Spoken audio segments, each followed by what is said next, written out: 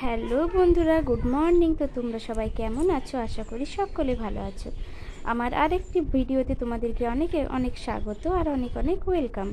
তো দেখো, আজকের ওয়েদারটা ভীষণ ভালো, যার জন্য বৃষ্টির জন্য বৃষ্টি হচ্ছে দু একদিন ধরে, ভালোই মোটামুটি ওয়েদারও ভালো। তার জন্য দেখো কি সুন্দর গাছগুলোতে ফুল ফুটছে, গাছগুলো যেন প্রাণ ফিরে এলো। এই দেখো কি সুন্দর, এটা হচ্ছে রঙ্গন গাছ। গাছটা একদম মরে গেছিলো, যাচ্ছে তাই হয়ে গেছিলো। তুলসী গাছগুলোও একদম রোদে একদম যা তা হয়ে গেছিলো।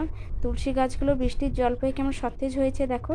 গাছপালাগুলো যেন একটু প্রাণ এলো, কারণ এই কদিন এত গরম ছিল, বৃষ্টিও হয়নি, রোদ সেরকম দেয়নি, কিন্তু তারপরেও কিন্তু যে গরমটা ছিল তার জন্য কিন্তু সব মানুষজন যেমন গরমে কষ্ট পাচ্ছিল, সেরকম কিন্তু গাছপালাগুলো।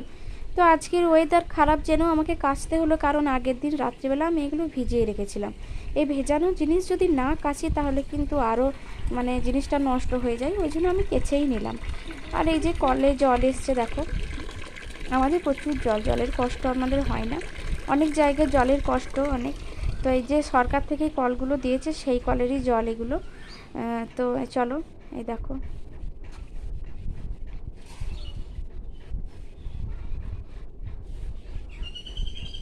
আর ওই যে একটা গাছ দেখতে পাচ্ছ, এই যে এই গাছটা জানো তো, এখানে আমি একটা গোলাপ গাছ লাগিয়েছিলাম।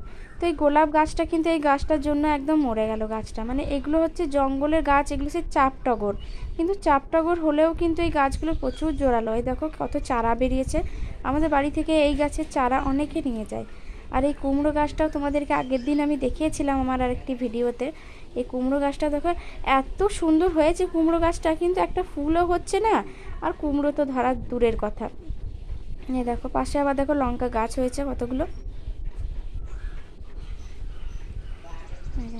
আর ওই যে মাধবীলতা গাছ, এত সুন্দর ফুল ফোটে আর এত গন্ধ, একদম বাড়ি মোমো করে।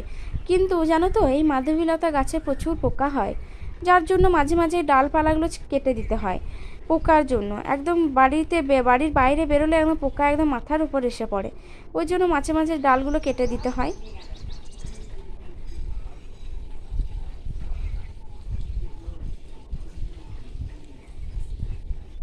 কাজকর্ম সেরে ফিরে এলাম, তো তোমরা দেখতেই পাচ্ছ। আর হচ্ছে গিয়ে আমার সমস্ত কাজকর্ম হয়ে গেছে, মেয়েদেরকে স্নান করানো হয়ে গেছে, রান্না করা হয়ে গেছে। আবার আমি তোমাদের সাথে কথা বলতে চলে এলাম। তো আজকের ওয়েদারটা তোমাদেরকে আগেই দেখিয়েছি যে আজকের ওয়েদারটা কেমন।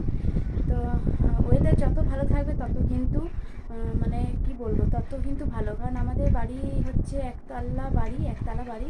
তো উপরটা ভীষণ গরম হয়ে যায় রোদ দিলে, ওই জন্য আমার মনে হয় যদি একটু বৃষ্টি হয় তো যেন একটু মনে হয় স্বস্তি পায়।